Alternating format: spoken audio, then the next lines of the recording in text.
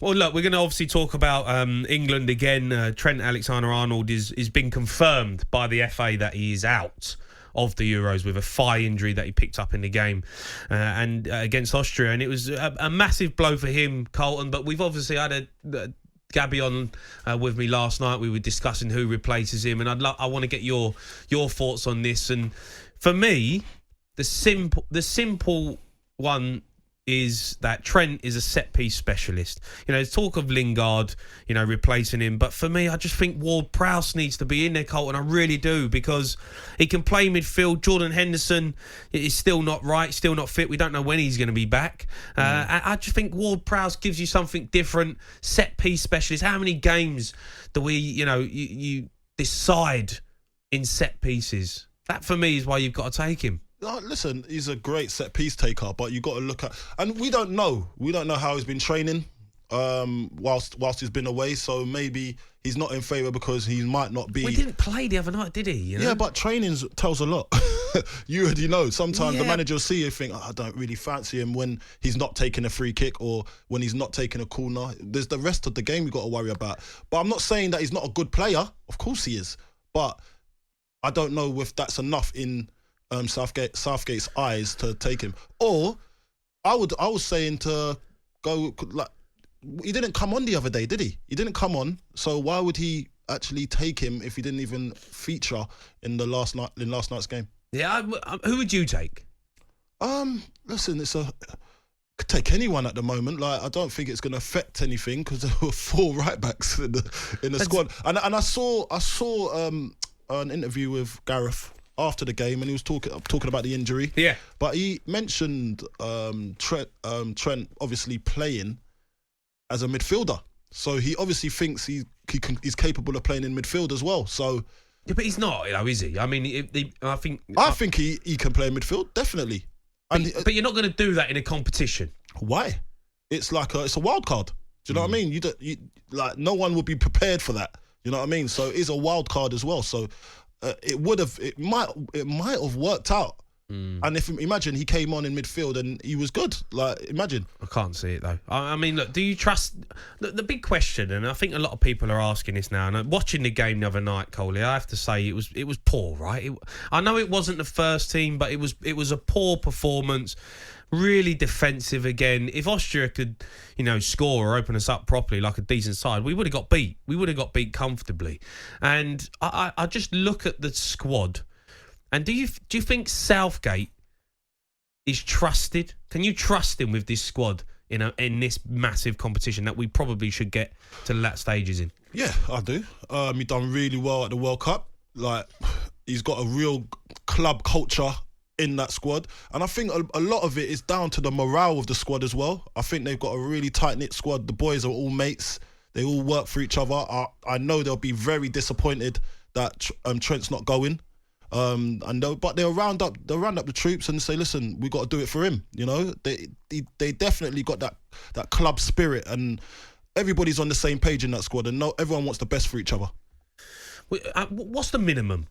I mean, do we have to get to the final? Or, I mean, the bookies have us as favourites. I disagree with that. I think France are just on another level. I really do.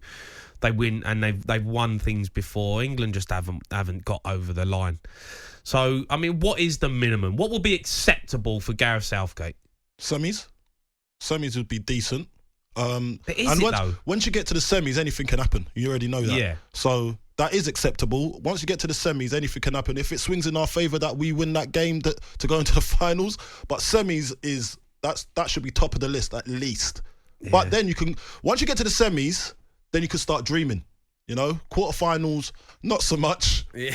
But semis, that's when you're there. You're almost there. Yeah, of course. You got to get to the final. I mean, I just look at the way the squad now is. We're talking about injuries, Colton. Harry Maguire's potentially not even fit for the group stages.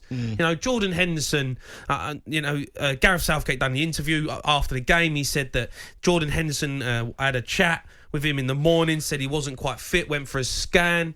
I just don't understand why we're taking so many unfit players to a major tournament. We've done it before, and it's never worked out. It always backfires. You know, when you've got players like Ward-Prowse, Jesse Lingard, White, they're fit, they're ready to go. Why are we not taking a fit team? Look, he's got his issues right now, and look. As I said, I went to St George's and I learned a little bit about management, and it's hard to pick a squad that you feel that's going to be effective in this scenario. And I can't criticise Southgate's decisions because I've never been in his shoes and I don't see what he sees. But you got to look at common sense sometimes, and you need more. We need to not take the unfit players that are not going to have a part on playing on that in a game at the Euros. And I think Jordan Henderson's one of those boys that he's not going to play and he's not going to kick a ball, I don't think, because you can't get fit in the quarterfinals. You can't take a cheerleader. He's not a cheerleader. He's more than a cheerleader, mate. If he's not playing, he's a cheerleader. Well, you can't say he's a cheerleader. He's going to have an effect on that team. How is he going to have effect? Do you really think that... It's like as I said, it's like a club environment, yeah? Yeah. He's like a club captain. So he's going to be going around the lads. He's going to be the manager's voice in the changing room. You know, that's why he's taking them. And look, any way you look at it, so he's basically Jordan Henderson's basically assistant manager in the Euros. Well, it's not his assistant manager. But he is. But he's the voice in the dressing room. Yeah, but you need someone in their dressing room like that. But what my problem was with it, that there's other players that can do it in that dressing room and will step up to the plate, to the thing that's on offer, because he definitely needs one of those guys in the changing room. I think definitely he brings it to the changing room, but he's not going to have him playing. That's my issue with it. You can't just be doing it just for sentimental reasons. He's got to be doing it for a reason, and if in his eyes that's the way he wants to go, that's the way he wants to go. But surely you've got Harry Kane, you've got Tyrone Mings, who captained Villa when Grealish was injured. You've got Grealish. They're all different types of captains, isn't there? But you see, I think he's the main part of that group that's going to definitely change the mentality of that group as well. Because imagine we don't win the first game, there's going to be some words being said, and I think he's one of those guys to put. I think he'll stand up. He'll stand up and be counted, although he hasn't played. But he's not playing. If a player's digging me out after a game, listen, I'm running out of excuses. I'm running out of excuses for him. I'm going to be like, mate, why are you even here? I'm running out of excuses for him. You can see that my brain's ticking. I'm trying to run. You're already looking at the clock. I'm thinking, wow, can we get out of this? Because I'm trying to back the boys here, but you're not having it. Well, I'm just not having. I just see it as from a footballer's perspective. Like, I don't need Jordan Henderson to dig me out or rile me up. I'm playing for England. I'm a top player. I'm playing for England in the Euros. Some of these boys are young, and some of them might not be vocal enough, and he's a vocal person. And I know he's vocal as well. You can see how he plays since Sunderland days, when he was growing up through the academy.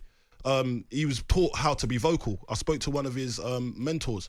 So he's been taught how to lead a team and be a captain. Yeah. And that quality, you need that in squads. And I don't know if there's enough of it in the England squad.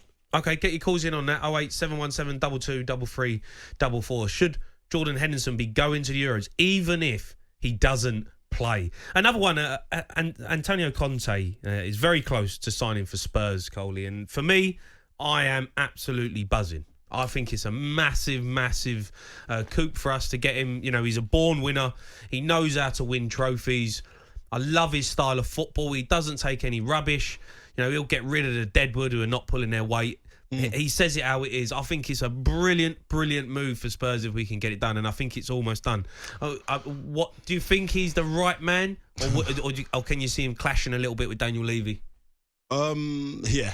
Definitely, because unless Daniel Levy puts his hands in his pockets. Well, I think he has to, doesn't he? He's going to have to, but as I was talking before coming on air, he was saying like Conte's left his last 3 jobs over financial implications. Yeah. You know? And if he's going to repeat that again, it's not going to be on. Well, and it's just going to be another he ain't mess. got any money at Spurs, so he might as well just let him do his thing. Well, we'll see what happens, but I don't know if it's going to be the right fit, and we might see him get frustrated like the rest of the managers. Yeah, but if he gets frustrated, surely you look at it and go, he's got to be backed. And if you're getting a manager in like Conte, who's a top class manager and who's just won the Serie A with Inter Milan, Serie A. Sorry, Serie A. Come on, let's do it properly, mate.